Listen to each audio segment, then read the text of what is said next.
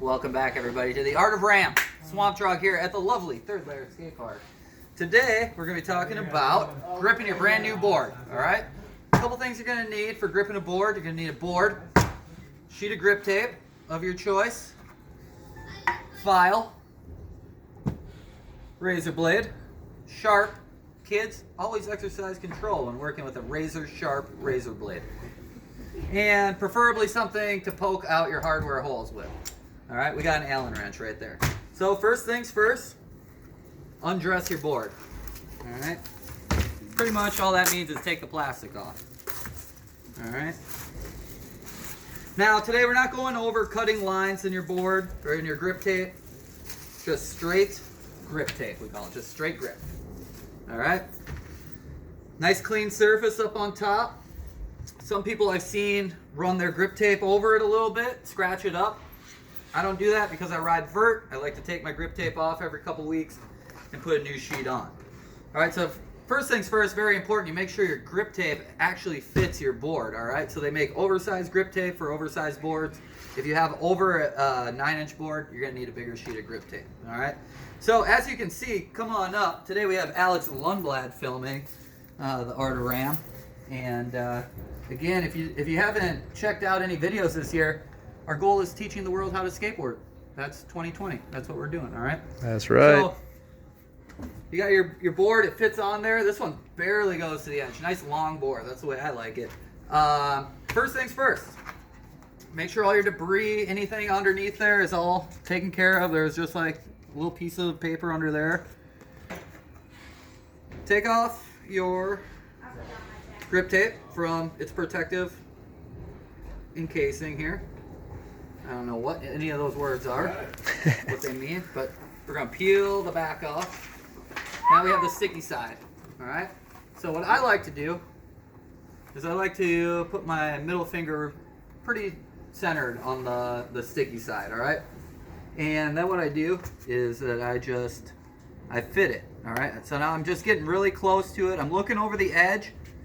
I want my grip tape not to be back over the edge. I want it to be actually overlapping on both sides. So I think I'm in a good spot, so I'm gonna lay it down the middle, all right? So that's the first step, get the middle down, all right? Then unstick your finger right there and let it fall down, all right? Give it a nice double check, make sure it's good.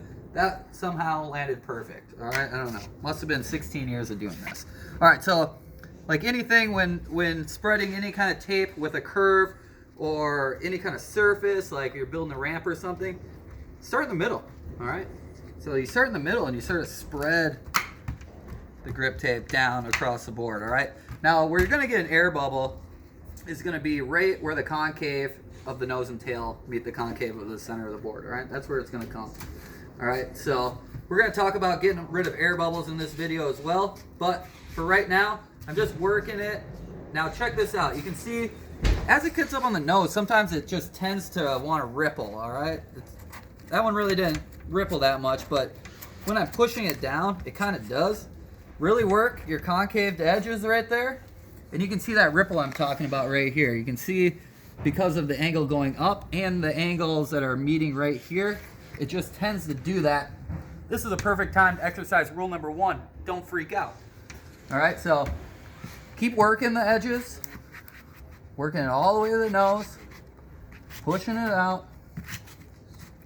Boom. And right there was a little ripple, and just push it out, work it out. Now, say you did have an air bubble up here, all right? Not the end of the world. Sure ain't. All you have to do is take your razor blade, take the point, pop it, push it down. Done. No more. All right, so now we have a grip tape board here. Just needs to be scored and cut and then set up and ready to ride. All right, so next thing, take your file. I like to work always facing out. Anytime I'm doing this, I go out. So I don't want to scratch the brand new grip tape. I want to keep it nice and clean. So all I'm doing is putting a little pressure using my finger right on there to guide it, score it all the way around. Now when I get halfway, I spin it back around. Again, working out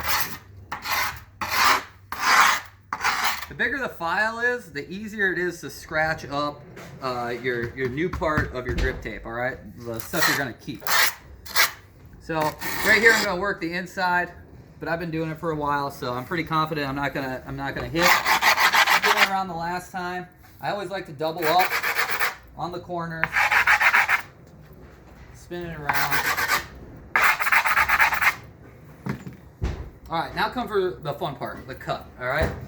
Normally, this takes about 8 seconds. We're gonna go a little slower today, just so you guys figure it out. So, the handle on your razor blade, it could look like, the razor blade could look many different styles of razor blades out there. This one's got a good back so you don't hurt your finger on it. So what I'm gonna do, like the file, use my index finger to sort of guide it. Now I'm gonna hold the blade at a 45-degree angle, all right? You got straight up, that's gonna be 90-degree angle, 90-degree angle, so we're at a 45, right there, midway.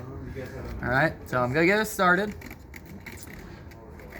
That's the most scariest part, right there, getting it started. After that, you sort of just gonna try to find a table that has some sort of, it can slide a little bit, but really I'm just pulling, nice tension here, not trying to rush anything. And as I turn the board, I actually stop the pull, all right? So, look at that, perfect placement on that grip tape right there. Barely a centimeter, still hanging on all the way through. Keeping that 45-degree angle. It's not gonna let your grip tape overhang the edge of the board. And then as you come to the end, just follow all the way through. And you got yourself a perfect grip job. Next thing is just to look down at it. Sometimes you can find a little light from the sun or the lights in your shop or at your house. Make sure you see no air bubbles. This looks great. Last thing I do, I don't know if this is true, but I like to pretend that I can take this last piece of grip from the cutoff scraps and I can rub it around the edges. And I believe that the microfiber dust of the grip tape, the grit, is actually coming off this sheet right here and filling in any kind of gap. So I don't want my grip tape to actually come off. If, say, my board goes upside down on a ramp and hits maybe like a seam of a surface and it pops up, I like to pretend that if I seal the gaps, that doesn't happen as much. Or chances are less likely that it's going to happen. Anyway, you got your board there. It's gripped up. Took a few minutes. Take your tool of some sort. This is just like an Allen wrench.